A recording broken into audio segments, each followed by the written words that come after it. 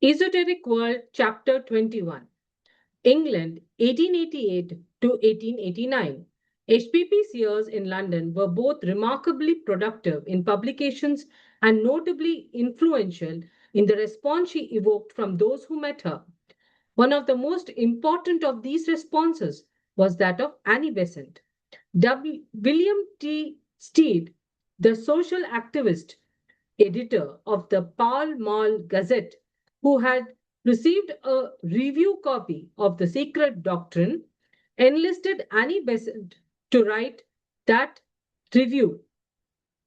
The result was Besant's admission as a fellow of the Theosophical Society, a revolutionary reversal of direction in her own life, followed by her rapid rise to prominence in the society. 21A Fred J. Dick, December 1888, London. Prior to meeting Madame Blavatsky in London, 1888, I had been admitted, along with others, in Dublin to membership in the Theosophical Society by William Coan Judge, then on a visit to Ireland. At that time, I had already become familiar with the details of many infamous attacks which had been fulminated against the honor and integrity of HPB.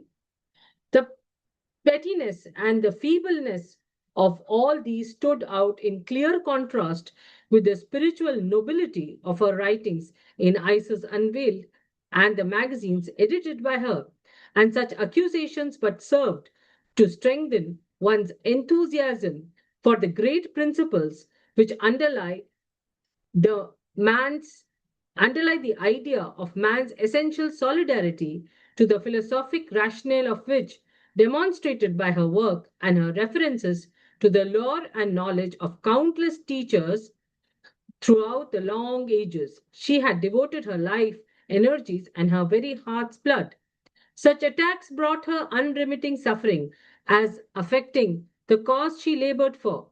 Yet, for us beginners in the science of life, they showed well the inherent weaknesses of our complex nature and enabled us better to realize the enormous import to the race of the message Theosophy holds out. A message delivered by H.P. Blavatsky in no uncertain terms, and in fact with a vigor and eloquence and an amplitude of historical and philosophic detail unrivaled in known history. While iconoclastically tearing to tatters most of the generally accepted beliefs and dogmas, scientific or otherwise, she stands revealed in her writings as a master builder possessed of a complete constructive philosophy of practical life and equally of cosmogenesis and anthropogenesis.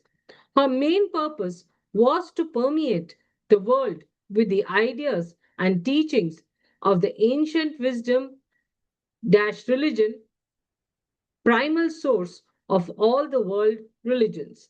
It was certainly not to promulgate spiritualism, marvel seeking, or psychism of any kind. Let her writings attest. She brought to both East and West the truths so long obscured regarding the great laws of karma, reincarnation, and the dual nature of man, together with a spiritual philosophy so exalted as to furnish the note for many successive lives of endeavor. Bertram Cately, 1888, London. After a time, one learned to realize that all HPB's storming, cursing, and general raising Cain over the smallest trifles was just a put up job, and also an outlet and safety valve for her overpressure of nervous energy, which flowed in such an intense stream through her whole nature. I well remember one incident that cut deep and taught me a lesson I never forgot. The work for some time had been heavy and anxious. In addition, I had just then many personal worries and difficulties, so that my nerves got badly frayed. One day, HPB sent upstairs for me before breakfast, and when I came to her, she let loose and abused, scolded, and scarified me. hitting just every one of my weakest and tenderest spots. Scarifying every weakness and fault and telling me off till at last she got my goat. And suddenly I felt a surge of real red hot anger rise within me. I may remark that the whole matter about which HPB was scolding and carrying on so angrily and almost viciously was a matter with which I had nothing whatever to do, and which even I knew absolutely nothing. I could not get a word of denial or explanation, even edgeways. Well, I felt my temper go and my eyes flash. On the moment, HPB, who seemed almost raving with fury, stopped dead silent and absolutely quiet. There was not even a quiver or vibration of anger from HPB in the air. She just looked me up and down and remarked coldly, "And you want to be an occultist?" Then I saw and knew and went off deeply ashamed, having learnt no small lesson. Edmund Russell, 1888, London.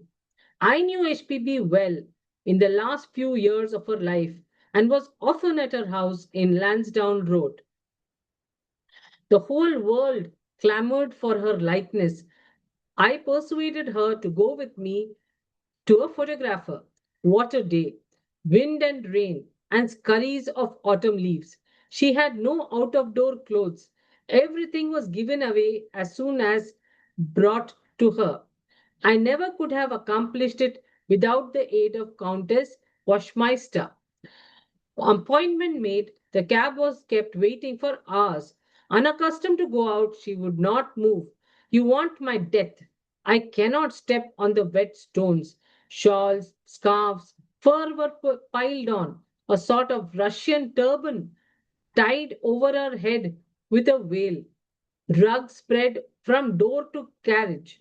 These were lifted and blown out by the storm so that the countess, with the help of the coachman, had to hold them down while I raised the umbrella over her head and helped her in.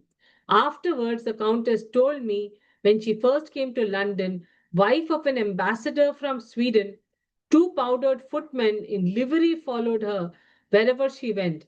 If my poor husband could know the day had come when I held carpets for another woman to tread on, he would turn in his grave. This only smiling, she would have lain herself down for Madame to walk over. Van der Weyde was a friend of mine. Their disembarkation even more terrible. They don't unroll red carpets in Regent Street for nothing. "Come along, Your Majesty," I said, to keep up the illusion. Once up the stairs, she flatly refused to have her photograph be taken. She was not an actress. What had I brought her to such a place for? Finally, she was held, as I knew she would be, by the story of van der Weyde's own experiments in the adaptation of electricity to photography. "I will sit for you only one. Be quick, take me just as I am." I bent over her and whispered, "Now let all the devil in your shine in let and now let all the devil in you shine out of those eyes." "Why, child, there is no devil in me," she laughed. So the sitting was spoiled, but all went well, and we got the famous likeness. She was pleased with it. I was not. She is there, but not all of her. I would have wished something at her writing table, taken by chance, in the long folds of her seamless garment, vibrations of light all around. She really enjoyed the adventure, I think, for she told of being bossed and carried as a bundle for a long time, especially of the "Come along, Your Majesty." Violet Tweedale, 1888 to 1889, London. I shall never forget that first interview with a much maligned Madame Blavatsky, whom I rapidly came to know intimately and love dearly. She was seated in a grand armchair with a table by her side on which lay tobacco and cigarette paper.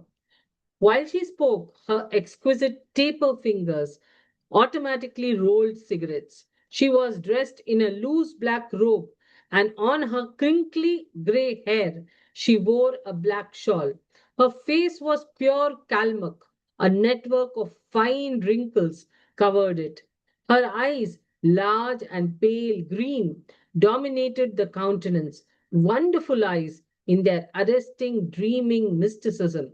I have often heard Blavatsky called a charlatan, and I'm bound to say that her impish behavior often gave grounds for this description. She was foolishly intolerant of the many smart West End ladies who arrived in flocks demanding to see spooks, masters, elementals, anything in fact in the way of phenomena. Madame Blavatsky was a born conjurer. Her wonderful fingers were made for jugglers' tricks. I have seen her often use them for that purpose. I well remember my amazement upon the first occasion in which she exhibited her occult powers, spurious and genuine. I was sitting alone with her one afternoon when the cards of Jessica, Lady Sykes, the late Duchess of Montrose, and the Honorable Mrs. S, still living, were brought in to her. She said she would receive the ladies at once, and they were ushered in. They explained that they had heard of her new religion and her marvelous occult powers. They hoped she would afford them a little exhibition of what she could do. Madame Blavatsky had not moved out of her chair. She was suavity itself, and while conversing, she rolled cigarettes for her visitors and invited them to smoke. She concluded that they were not particularly interested in the old faith, which the young West called new. What they really were keen about was phenomena. That was so, responded the ladies, and the burly Duchess inquired if Madame ever gave racing tips or lucky numbers for Monte Carlo. Madame disclaimed having any such knowledge, but she was willing to afford them a few moments of amusement. Would one of the ladies suggest something she would like done? Lady Sykes produced a pack of cards from her pocket and held them out to Madame Blavatsky, who shook her head. First, remove the marked cards, she said. Lady Sykes laughed and replied, which are they? Madame told her without a second's hesitation. This charmed the ladies. It seemed a good beginning. Make that basket of tobacco jump about, suggested one of them. The next moment, the basket had vanished. I don't know where it went. I only know it disappeared by trickery, that the ladies looked for it everywhere, even under Madame Blavatsky's ample skirts, and suddenly it reappeared upon its usual table. A little more jugglery followed, and some psychometry, which was excellent. Then the ladies departed, apparently well satisfied with the entertainment. When I was once more alone with Madame Blavatsky, she turned to me with a wry smile and said, "Would you have me throw pearls before swine?" I asked her if all she had done was pure trickery. "Not at all, but most of it," she unblushingly replied. "But now I will give you something lovely and real." For a moment or two she was silent, covering her eyes with her hand, and then a sound caught my ear. I can only describe what I heard as fairy music, exquisitely dainty and original. It seemed to proceed from somewhere between the floor and the ceiling, and it moved about to different corners of the room. There was a crystal innocence in the music, which suggested the dance of joyous children at play. "Now I'll give you the music of life," said Madame Blavatsky. For a moment or two, there felt a trance like silence. The twilight was creeping into the room and seemed to bring with it a tingling expectancy. Then it seemed to me that something entered from without and brought with it utterly new conditions, something incredible, unimagined, and beyond the bounds of reason. Someone was singing, a distant melody was creeping nearer, yet I was aware it had never been distant, it was only becoming louder. I suddenly felt afraid of myself. The air about me was ringing with vibrations of weird, unearthly music, seemingly as much around me as it was above and behind me. It had no whereabouts, it was unlocatable.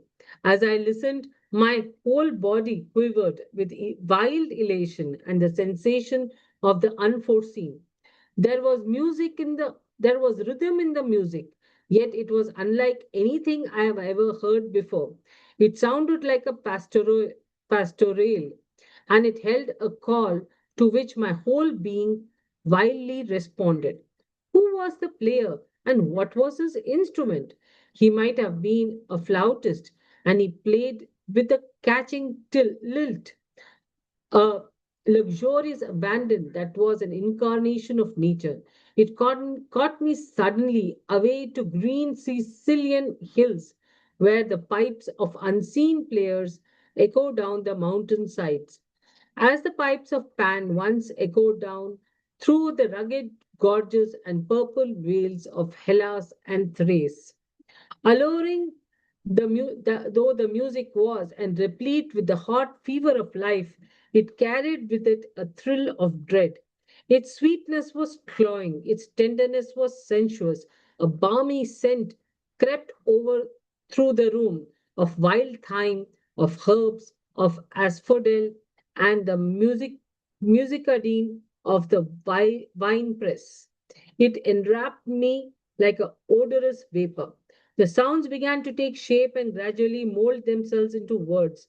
I knew I was being coated with subtlety and urged to fly out of my life. My soul seemed to strain at the leash. Should I let go? Like a powerful opiate, the allurement enfolded me, yet from out of its thrall yet from out of its thrall, a small insistent voice whispered, Caution, where will you be led? Supposing you yield your will, would it ever be yours again? Now my brain was seized with a sense of panic and weakness. The music suddenly seemed replete with gay sinfulness and insolent conquest.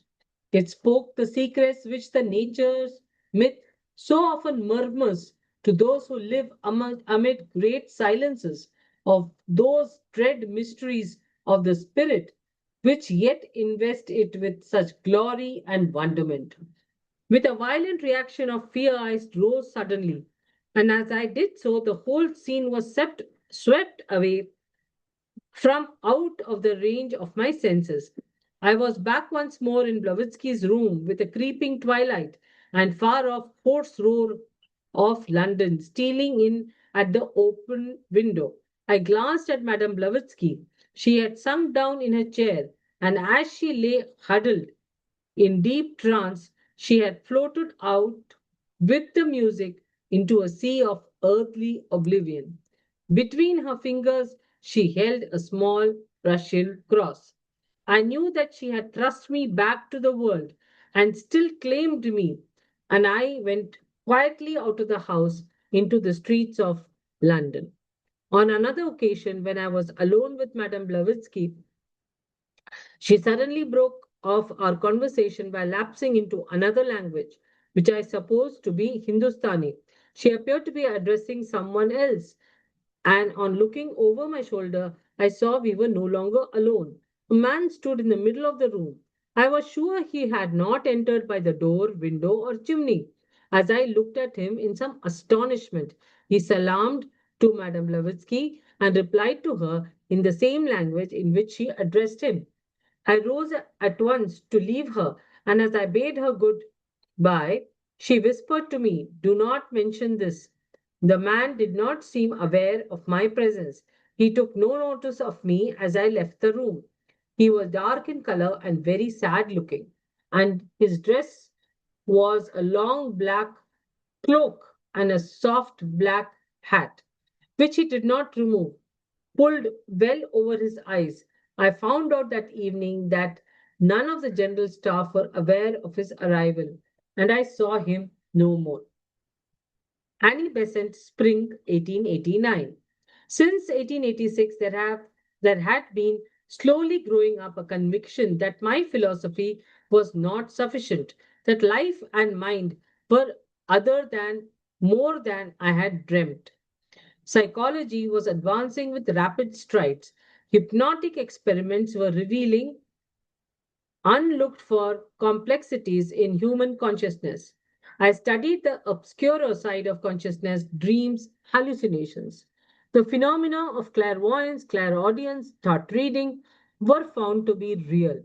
I finally convinced myself that there was some hidden thing, some hidden power, and resolved to seek until I found, and by the early spring of 1889, I had grown desperately determined to find out all hazards what I sought.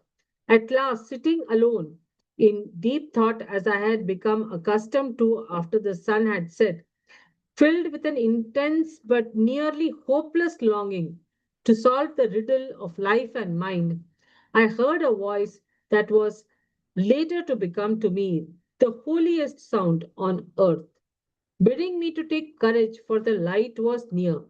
A fortnight passed, and then Mr. W.T. Stead gave into my hands two large volumes.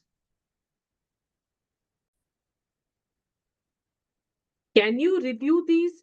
My young men all fight shy of them, but you are quite mad enough on these subjects to make something of them. I took the books, and there were two volumes of the Secret Doctrine written by H.P. Blavatsky. Home, I carried my burden and sat me down to read. As I turned over page after page, the interest became absorbing. But how familiar it seemed, how my mind leapt forward to presage the conclusions, how natural it was, how coherent, how subtle, and yet how intelligible.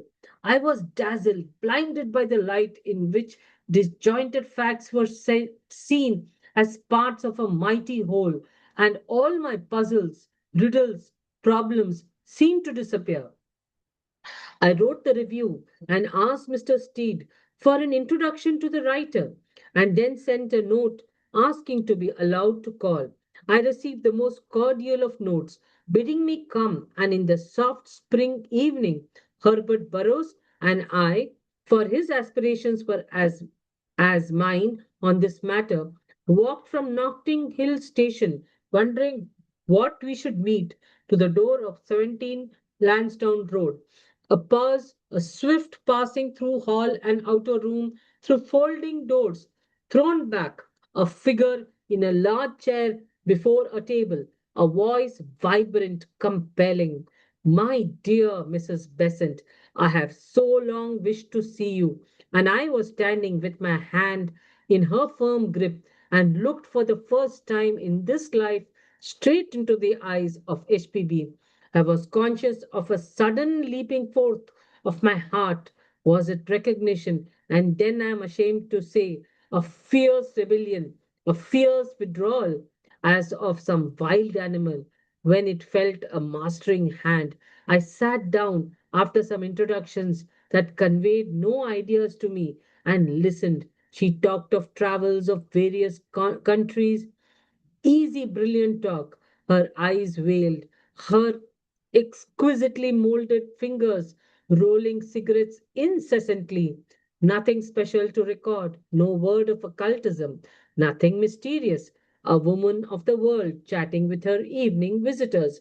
We rose to go, and for a moment the veil lifted, and the two brilliant, piercing eyes met mine, and with a yearning throb in the voice, "Oh, my dear Mrs. Besant, if you would only come amongst us."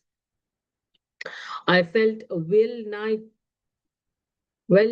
uncontrollable desire to bend down and kiss her under the compulsion of that yearning voice, those compelling eyes, but with a flash of the old unbending pride and an inward jeer at my own folly, I said a commonplace, polite goodbye and turned away. with some inanely courteous and evasive remarks. Child, she said to me long afterwards, your pride is terrible. You are as proud as Lucifer himself. Once again, I went and asked about the Theosophical Society, wishful to join, but fighting against it. For I saw distinct and clear, with painful distinctness, indeed, what that joining would mean. I had largely conquered public prejudice against me by my work on the London School Board. Was I to plunge into a new vortex of life and make a mark for ridicule, worse than hatred, and fight again the weary fight for an unpopular truth? Must I turn against materialism and face the shame of public confessing that I had been wrong, misled by intellect to ignore the soul?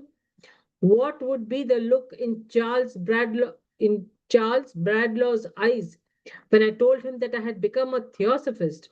The struggle was sharp and keen, and so it came to pass that I went again to Lansdowne Road to ask about the Theosophical Society. H.P. Blavatsky looked at me piercingly for a moment. Have you read the reports about me of the Society for Psychical Research? No, I never heard of it. So far as I know, go and read it, and after reading it, you come back. You come back well. And nothing more would she say on the subject, but branched off to her experiences in many lands. I borrowed a copy of the report, read and reread it. Quickly, I saw how slender was the foundation on which the imposing structure was built, the continual assumptions on which conclusions were based, the incredible character of the allegations, and most damning fact of all, the foul source from which the evidence was derived. Everything turned on the veracity of the Coulombs. They were self stamped as partners in the alleged frauds. Could I put such against the frank, fearless nature that I had caught a glimpse of against the proud, fiery truthfulness that shone at me from the clear blue eyes, honest and fearless as those of a noble child? Was the writer of the Secret Doctrine this miserable impostor, this accomplice of tricksters, this foul and loathsome deceiver, this conjurer with trapdoors and sliding panels?